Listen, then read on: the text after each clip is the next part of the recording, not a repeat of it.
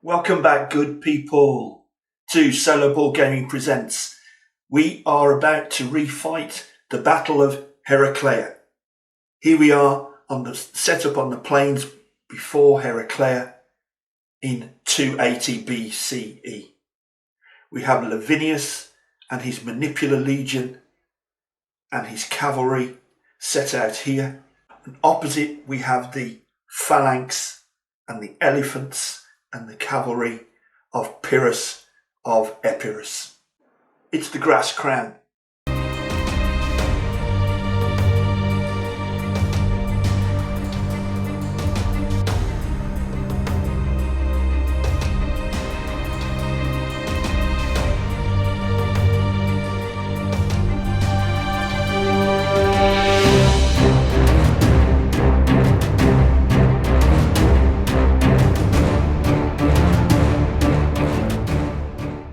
So we better get started. First of all, has everyone the correct tokens? Yes.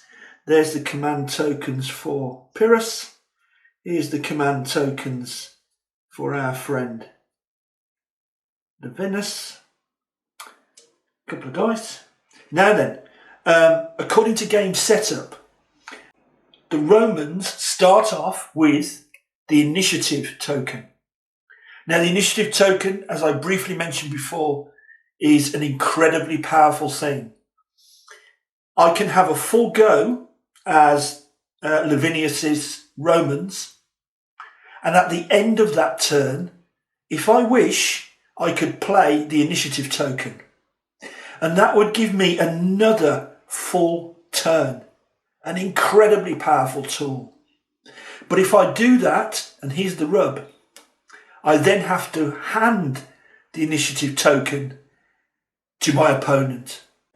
Why would I want such a powerful token in the hands of my enemy?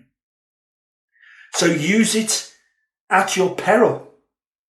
I'll keep that in my pocket in case we reach a decisive point in the game. The next thing the Romans start with is the Fortuna token. Look at that. Fortuna token with 2 dice on it. Now, I can play the Fortuna token at any time, and that allows me to re-roll a dice roll. Or I could force my opponent to re-roll a dice roll, and that's any dice roll. But you then have to accept the final result. I can use it once and then turn it over and I have one more go. So I have 2 occasions where I can use the Fortuna, there we are, to re-roll dice rolls. So that's where we are at the start of the game. Now, in this battle, Rome takes the first turn. I can only activate, I can only command my first wing, and my first wing is my first line, the hastati here.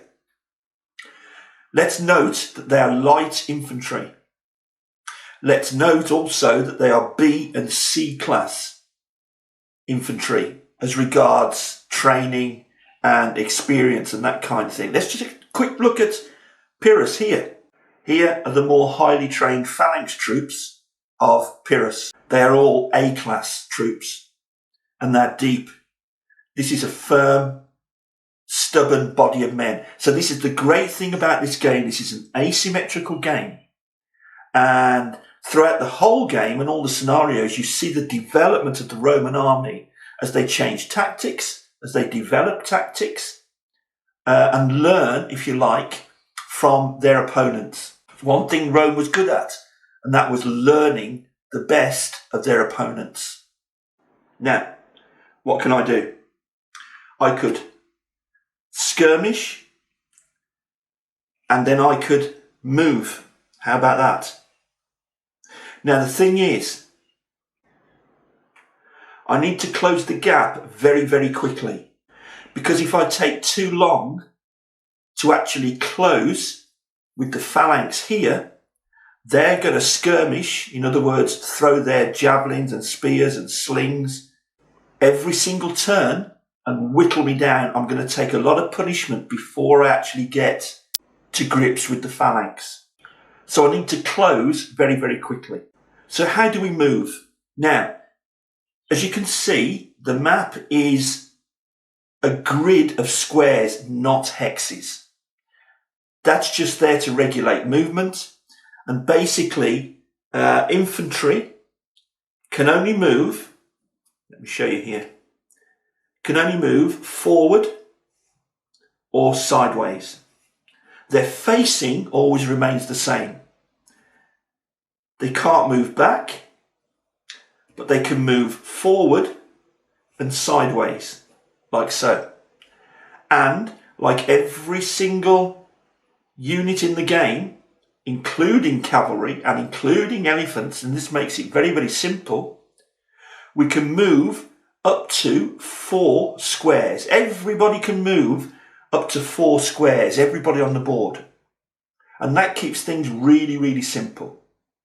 Now you can move 4 squares if you're not doing anything else before that, if you're not carrying out another command before the movement. If you are carrying out another command before the movement, that command is going to take time. So you might be skirmishing, so that takes some of your movement time. Therefore, if your move action is your second action, you can only move 2 squares.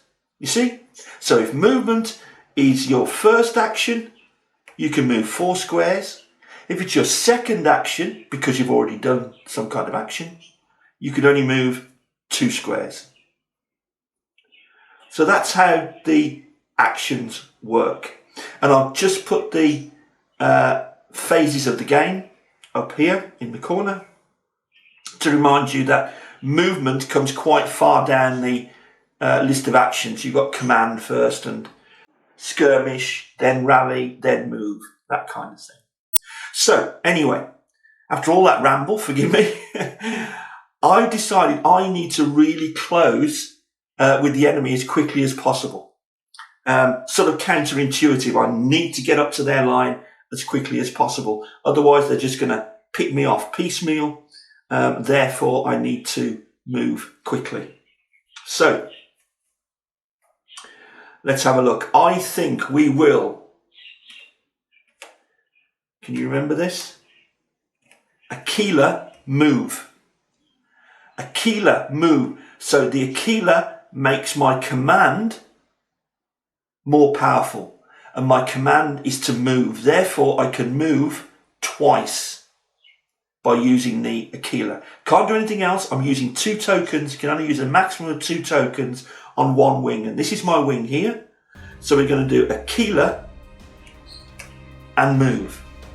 So for our first move, we can move 4 squares. It's our first action this turn. 1, 2, 3, 4. Let's move them all up.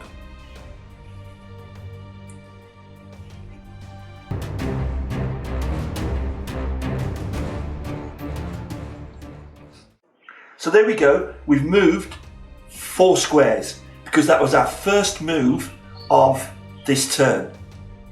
So our second action of this turn, because we used the Aquila, is going to be another move. And because it's our second move, our second action of the turn, we can't move 4 squares anymore, but we can move 2. So let's do that. 1, 2.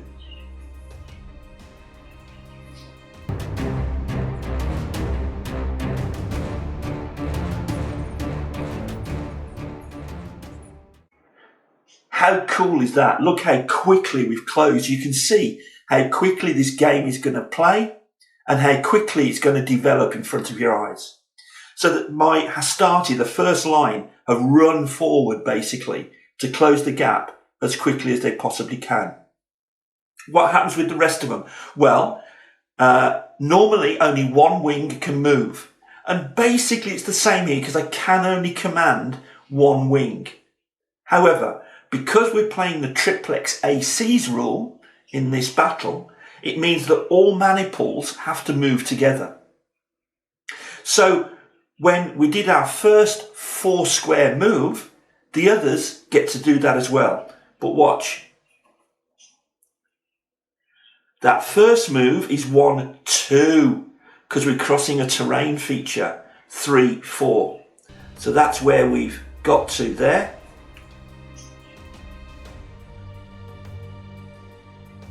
Okay, and of course, I'll continue moving the others in a moment.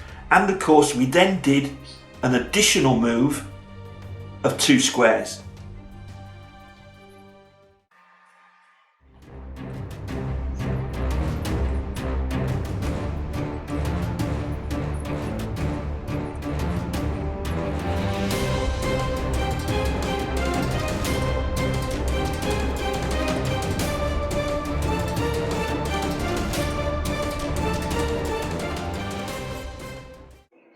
And there we are, the whole legion has moved forward. Now I only commanded 1 wing, this one, but because of that triplex AC's rule where the legion moves as 1, the others, they're not moving independently, they're merely mirroring the move of their first line here. Now, having said that, a little bit of a gap has opened up. These guys are falling behind slightly, and that's due to their river crossing back here. Now, we also end up in a dreadful situation, which will develop during Pyrrhus's turn. So now, we hand over the turn to Pyrrhus of Epirus. So, come on, Pyrrhus, what are you going to do? Right, I think we'd better get our dice tray ready, because I've got a feeling there might be some die rolling. Okay, so yeah, the phalanx of Pyrrhus watched as the Roman maniples marched towards them, and they haven't yet opened fire with their skirmishers. Something else has happened. I said this was going to be a dangerous turn for the Venus legions. Because, okay, we got pretty far up the field without yet getting attacked by skirmish, and yet we've now moved out of range of our protective cavalry wings. Let me just mention at this point, cavalry, like everything else, can move 4 squares in 1 turn. And if my cavalry are within 1, 2, 3, 4, within 4 squares of any of my wings, and it goes the same the other side as well, then the enemy cavalry cannot charge that wing. And that just shows you the power of the threat of cavalry. That's how cavalry really, really well protect your wings. What have I done? I put in a double move and marched out of range of that protective 1, 2, 3, 4 of my cavalry wings, and it'll be the same this side. My second row here still have protection of the cavalry wings, but the hastati in that front row do not. So I've got a double threat, a double problem. However, this is the decision. Pompey can't... Pompey? Did I say Pompey? This is the tactical decision. Pyrrhus cannot do both. He cannot at once try and cause casualties by skirmish, his light troops skirmishing in front of his phalanx. And he can't do that at the same time as attacking my wings. So what does he do first? Which might be the most powerful? I think it's right that Pyrrhus now performs a Heraclea skirmish with his purple wing. Remember, both commands have to go to a wing. So it's either blue or it's purple, but it really makes no difference in this particular point. So he's going to carry out a skirmish, Heraclea or Heraclea skirmish, so he can skirmish twice. Now then, skirmish lines. Every wing has a skirmish zone directly in front of it all the way across the board. Okay, So this counter here has a skirmish zone all the way down the board until it touches something, that is. So for instance, at the moment, because we've moved right the way up, the skirmish zone comes out to here. As do the blue ones, skirmish zone straight in front, not to the flanks, straight in front. So if you can draw a direct line from your wing to an enemy wing, that unit can be skirmished, or that wing can be skirmished. Previously, when we were way back here, let's forget those for a minute. When we were way back here, each of these wings has a skirmish zone in front of it. And the idea is to do a skirmish. The purple phalanx would, for instance, roll a die and add the result to their skirmish factor for this scenario, which is 3. And if they get an 8 or more, then one of my units would be exhausted. And I choose which one within the wing.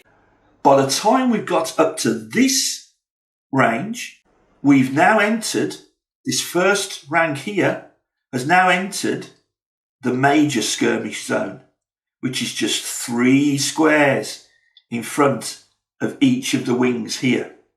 And the same from here to here, we also exert a skirmish zone of 3 squares. So once in that zone, not only have you suddenly got to stop, no matter how many moves you've got left within, if you're doing a move, you have to stop as soon as you enter that 3 square skirmish zone. And we did that anyway, because that's where our move took us. And from there on, you can only move 1 square at a time. It's hard going getting through the skirmishes. Okay? But now we've entered that 3 square skirmish zone here. Now, each time a die is rolled and the skirmish factor is added for each hit, it causes 2 exhausted units. So we've now entered this killing zone, if you like. So, here we go. Heraclea skirmish for the purple wing onto our front line. First roll, and we +3, which is the skirmish factor for each side. So it's the roll +3, 7 +3 is 10. They need 8 to score a hit. So they scored a hit. Because we're in the 3 square skirmish zone, it's actually 2 exhaustions now and not 1. So I have to pick 2. I'm going to keep them separate. 1, oh no! There we go. Didn't know that was there. This is the risk you take. There must be quite a few brittle units in our light infantry here. That's a brittle unit, so it's eliminated immediately. And Pyrrhus scores 1. There it is in the top right. Victory point. Put it off there on that side for Pyrrhus. Now there's a hole in our line. Okay, so that's one of the exhaustions. Let's pick another one. This one. No! No! Another brittle unit. See the 2 stripes? Another hole in our line, because that means an immediate elimination. And scores another point. So 2 victory points with 1 die roll. But we are in that danger zone. They allowed us up that far, but now we're in to the hail of stones and into the shower of javelins. They did Heraclea skirmish, so that means they roll again. Let's give it a good shake. Get in there. What have we got? What did that say? 7. So that's a 7. Again, plus their 3, which is their skirmish factor. And we have the same in this particular scenario. That's 10. So they scored another hit, but we're within the 3 square skirmish zone. So that's 2 exhaustions. And again, I've got, surely I can't pick more brittle units. Please don't. Oh, okay. Now, That's what an exhausted unit looks like. Okay, so it's just got the single stripe. So I'm going to choose one more. One more. Okay, this guy. Okay, exhausted. There we go. Whoa! How powerful is that? That Heraclea increases the strength, the power of that command, which was to skirmish, and in this particular case it allows them to skirmish twice, and it was at close range. 2 eliminations, 2 exhaustions. And luckily, that's their go finished, because they used up both of their commands. And it's back to Levinus. I'm not sure what to do here. Because of what I mentioned before, I'm going to have to protect my flanks, because the last thing I want now is for their cavalry to come crashing in. So I need to at least move within 4 of my units here. So let's start to do that. I'm going to go 1, 2, 3. I don't yet want to move within 4, because if I move within 4 of these horse here, my enemy horse, they can then bang come and intercept me. So I don't want to get within interception range. 1, 2, 3. 1, 2, 3. But I do 1, 2, 3. Want to get close enough to protect those flanks.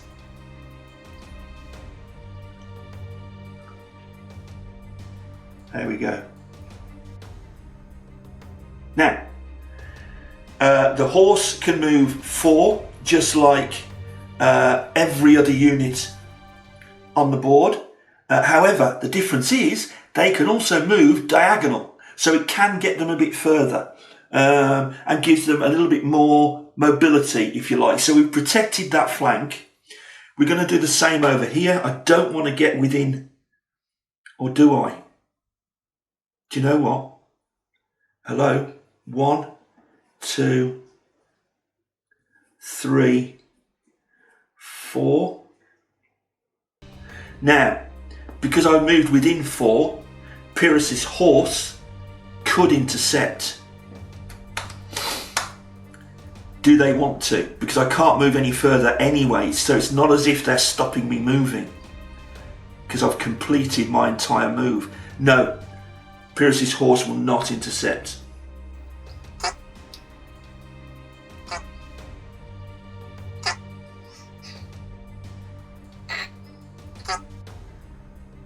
Intercept. They've now decided that they will intercept. We're at the end of our 1, 2, 3, 4. 1, 2, 3. 1, 2, 3, 4. Okay, so we've got a little bit of conflict over here on this flank. Now, you saw what happened. They have a choice as to whether, once we get within a range of 4 squares, whether they want to intercept. If they intercept and butt up adjacent to us, then they stop us moving. So they've interrupted our move. That allows the horse to be a bit more mobile. Now, they decided not to just here because our move was completed anyway. Maybe if we in the future want to move another one forward, maybe then they'll intercept, but at the moment they haven't. The reason they did so on this flank is because I think they didn't want my line to stretch and start to threaten an envelopment of their entire army here, which is why they decided to interrupt this part of the movement here. And I think they've done that sort of fairly effectively, actually. So now we need to do a little bit of combat, because if at the end of your cavalry move, you end up adjacent, and in this case, adjacent includes diagonally, to any enemy, whether that were infantry or in this case horse, you must put in a charge. That's the rule. So I have no option now. I must put in a charge against one or more of these units. You can see actually I could put 2 charges against him, against this one here. You see that there, or 1 against there and 1 against there. Okay, first one will attack here to here. Now, this cavalry unit has a diamond, this one doesn't. So I can +2 to my dice roll, because I out-diamond him, if you like. So I +2 to my dice roll.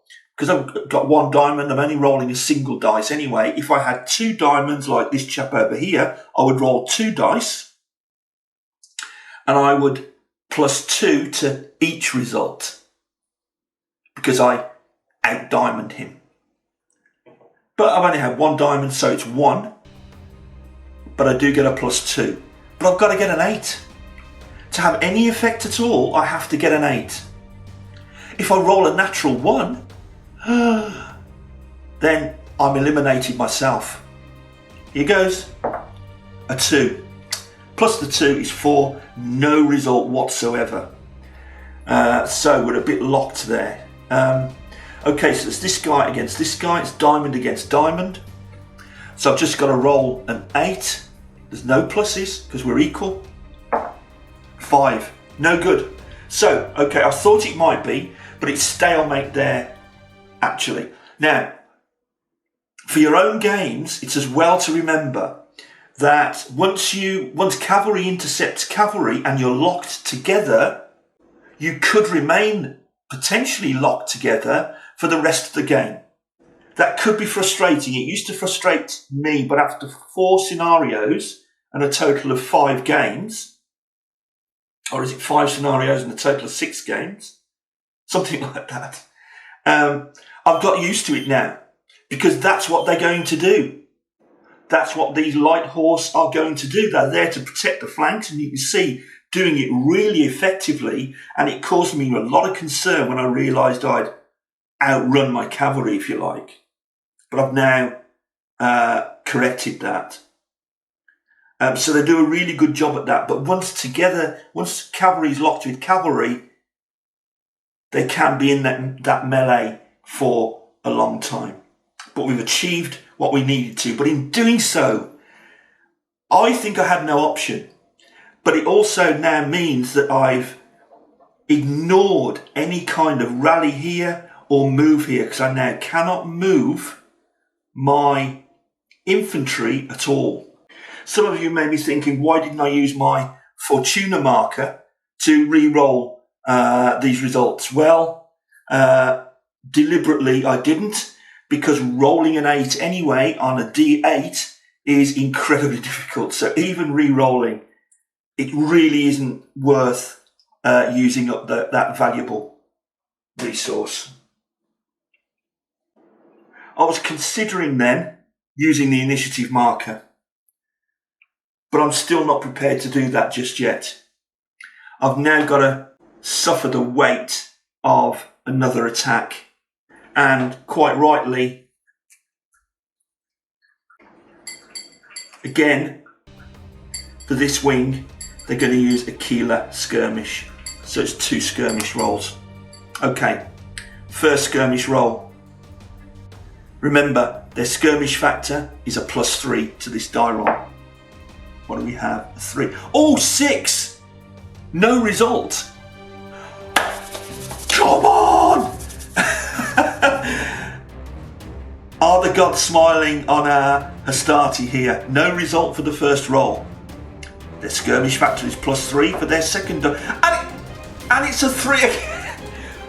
I did shake it. And I dropped it, and it's a 3 again. So 3 + 3 is 6. They haven't reached the 8. What a waste!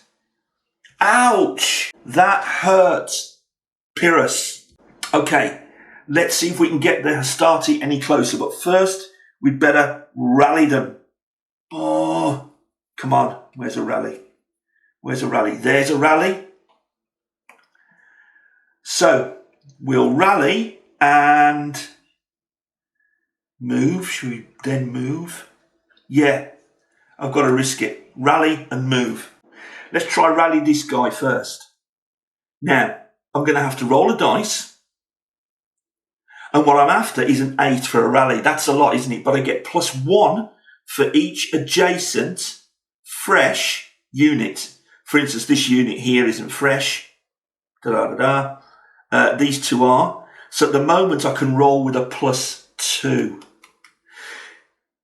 It shows now how fragile these single lines are compared to the deeper phalanx, which will have more adjacent units for rally rolls. Again, bear that in mind. The asymmetry and how these manipular lines perform against phalanx and Vicky Verka is really interesting. So come on, let's try that rally anyway. So he's going to try to rally and he gets a +2. So what? I need a 6. Yeah? Agreed. I need a 6. We're going like this. And we're good. I got a 2. Oh, okay. Charlotte, right. Fortuna. Okay, let's re-roll that one. It's still +2. And it's a 2 again. Look, that is a 2 again. The gods are not with me. And I've used one of my Fortuna die re-rolls. Oh, do I keep trying? Oh! No, I don't keep trying. Okay. Re-roll this guy. Try to rally this guy. He gets just +1. He hasn't got an adjacent fresh unit here. That's why gaps are so disastrous. Okay. So he gets a +1. So basically, wow. I've got to roll a 7. Okay, come on, come on. 8! He rolled an 8. Look, that's an 8. Look. That's an 8. It really was an 8. Did you see it? I hope that wasn't off camera. That's an 8. Oh, gosh. Okay.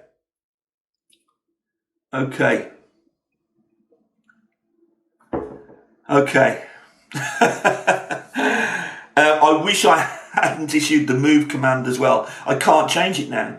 That's why you use the tokens. You place them down. That's your intent. And my intent was to move. I do need to get closer, but the thing is now, I've still got one unit here unrallied. He cannot move. I'm going to leave him behind. And what does that do? It creates yet another gap. This is not going well. Here we go. Go from this side.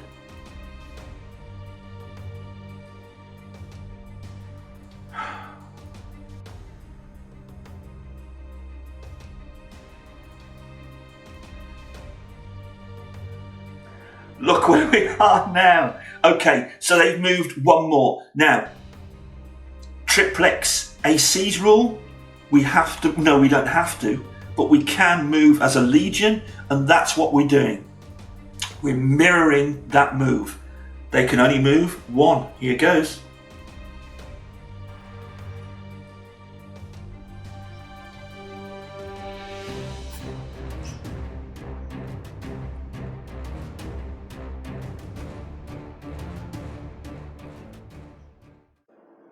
So there we are, with gaps in our lines, a guy left behind.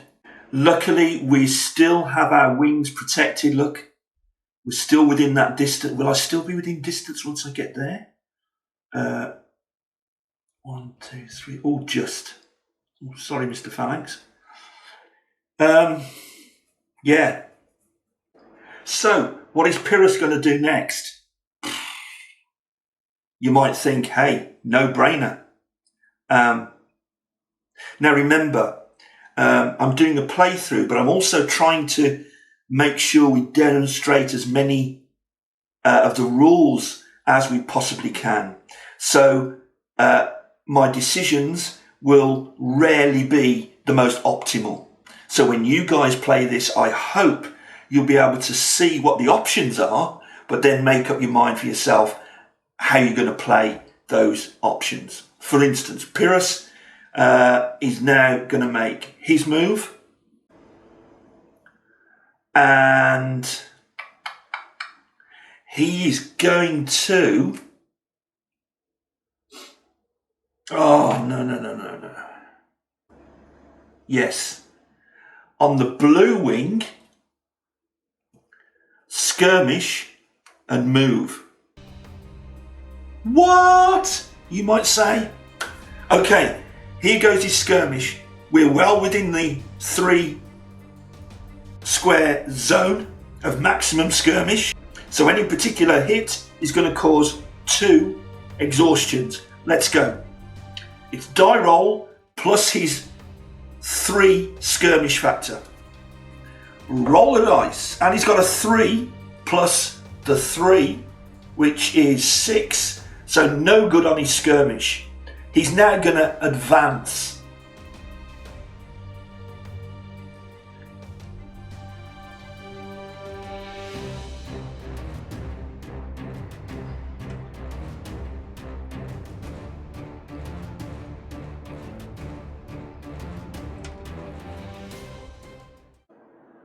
Because he's advanced, he, the blue wing, now has no skirmishers out in front.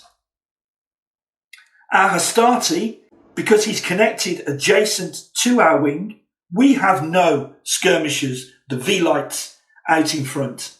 This wing still has skirmishers. So that might not have been a bad move, because he's now attacked a very depleted line. He's completed his turn, but next time there will be combat, surely. Okay, so there we are. There's a situation. Our Legion has advanced, took quite a lot of damage, and now Pyrrhus, one of his wings, has decided to advance. Bang, comes straight up against. Poof. Our Hastati here stopped them in their tracks. Skirmishers have vanished to the back, or been eliminated in some cases. So there's not a skirmish option. But the purple phalanx does still have skirmishers. It has not been moved adjacent to yet. You see how this is working. Our cavalry wings made a move. Bit of a stop here. We decided we had to do that to continue to protect our wings here against these cavalry. And Pyrrhus still has his reserve. He has the elephants. Will he use them? When will he use them? It's Lavinius's turn next. What will he do? When will he make that dramatic line change? Like so. When will the time be right? I've enjoyed this, and I think it's becoming quite exciting. Hope I've been showing quite a few of the rules through that rule book. Please join me next time, and please like this. Please subscribe if you can, because it helps incentivize me a great deal. Thanks very much. See you again soon. Bye bye.